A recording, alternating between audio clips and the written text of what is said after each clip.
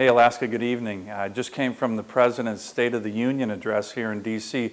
You know, I had a special guest with me at the State of the Union this year. It was Matt Alward, who is the President of United Fishermen of Alaska. I was honored to take him around, meet a bunch of my Senate colleagues, talk about how our state is the superpower of seafood for the whole country, and Matt is certainly one of the great leaders in that regard. And you know, I thought it was a strong speech. I thought it was an optimistic speech, optimism that was actually based on real results that we're seeing in America because of our policies that we're working with the Trump administration on, you know, growing the economy, 7 million new jobs created in the last just 3 years, lowest unemployment rate in over 50 years, wages going up, poverty going down. We're going to be bringing this economic dynamism to our state. We have to. I think we're on the verge of that. But there were other things you talked about. Finally, you know, making progress on the opioid crisis that's so important to Alaska and America. Unleashing the power of energy and the promise of energy for American workers. The boom that's impacting our hardworking men and women, you know, union members, blue-collar workers, manufacturing, and, of course, rebuilding our military. You know, the previous administration cut defense spending by 25%. We certainly saw it in Alaska. We are rebuilding our military, and the men and women are more effective than ever.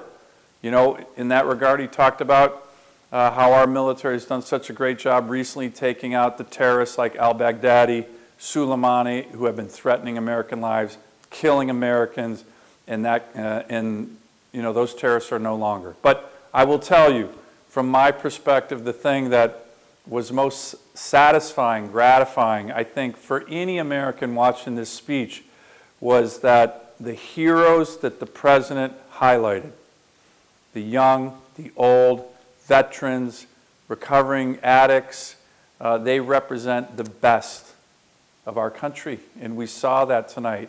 And I think those examples bring us together.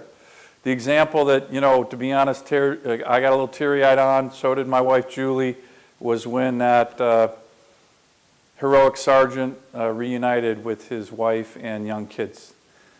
A number of us have been through that, and it's powerful, and it means a lot in so many ways. So we got a lot of work to do, but I think that this was a good example of things that we can work on together. The President highlighted some of those, like infrastructure, continuing our work on the military, on the economy, strong jobs, health care, and we're going to get on it. So good evening in D.C., and I just wanted to check in with all of you.